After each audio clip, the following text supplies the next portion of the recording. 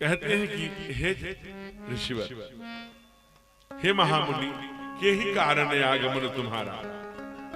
आपके कहने में देर हो सकती है, मेरे पूर्ण करने में। कहूं सो करत न लाऊं गवारा। विश्वामित्र जी की आंखें नम हो गई होंगी। कहा, धन्य हो चक्रवर्ती, दुनिया में ऐसा कोई राजा नहीं है। सच में कहा गया कि रघुकुल रीति सदा चल जाई, प्राण जाए पर धन्य है रघुवंश।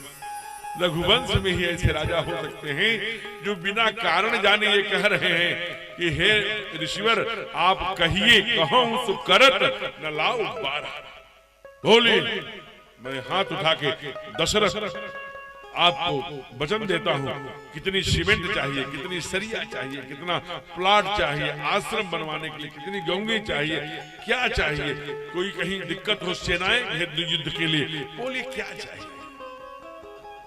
कहा, हे राजा, मुझे सब कुछ नहीं चाहिए।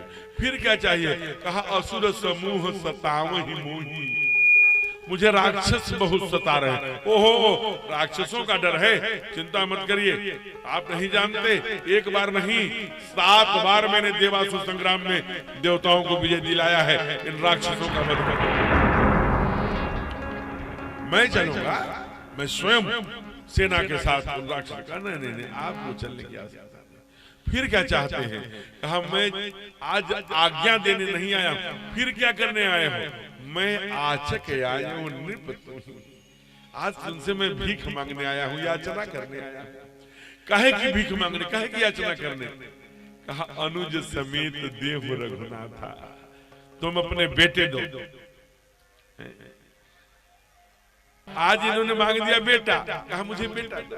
कहा, ये तो पूरा विप्र वचन नहीं कहो बेचारी, क्या मांग रहे हो? ऐसे मांगा जाता है क्या?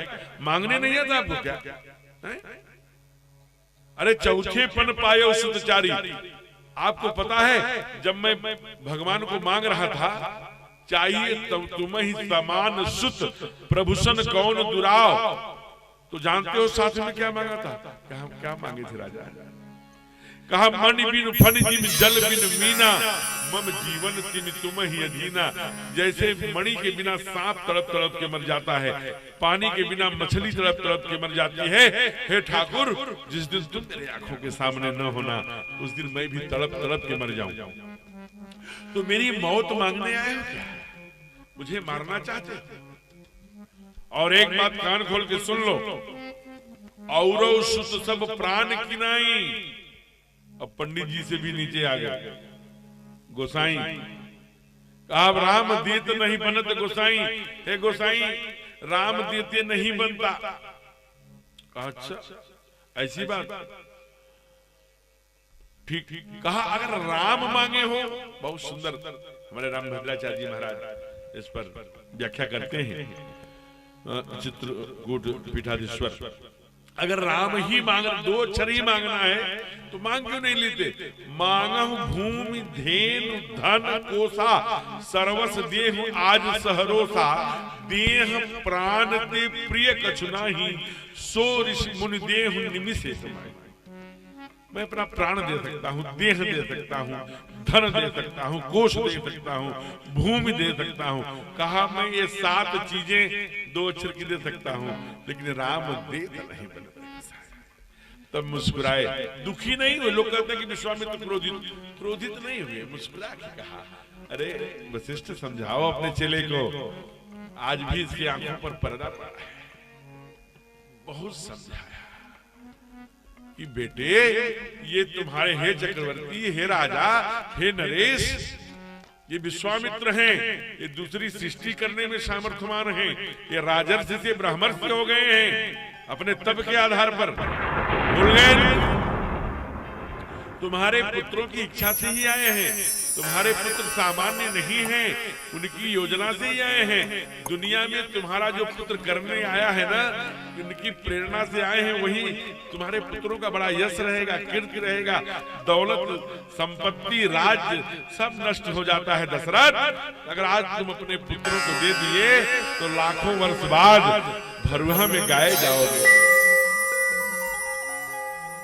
बहुत समझाया, ईश्वर सत्य जगत मिथ्या, ईश्वर ही सत्य है, सारा संसार माया है, इन माया के चक्कर में मोह माया छोड़ो। कहते हैं कि महाराज इसलिए दे दे, कहा प्रभु कैसे दे दूं, और पुत्र सब प्राण किनाई, राम देत नहीं बनत गोताई।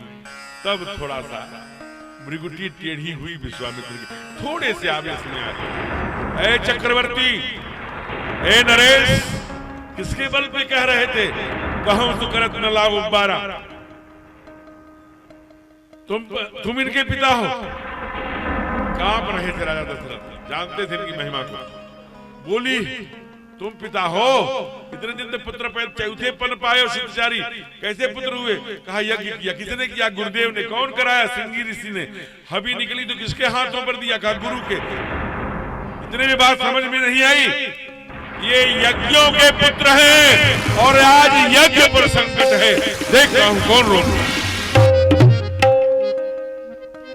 ज्यों ही देखा कि अब विश्वामित्र जी नाराज हो रहे हैं और कह रहे हैं तुम्हारे पुत्र नहीं हैं, ये यज्ञों के पुत्र हैं, आज यज्ञ पर संकट है। कितना पत्थर पे, कलेजे में पत्थर रखा होगा राजा ने।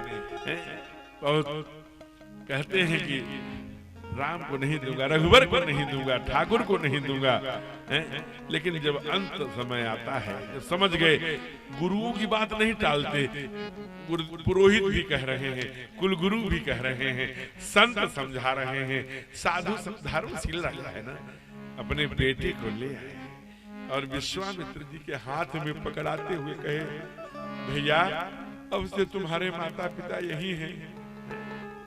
राघव जी ने एक बार मना नहीं किया।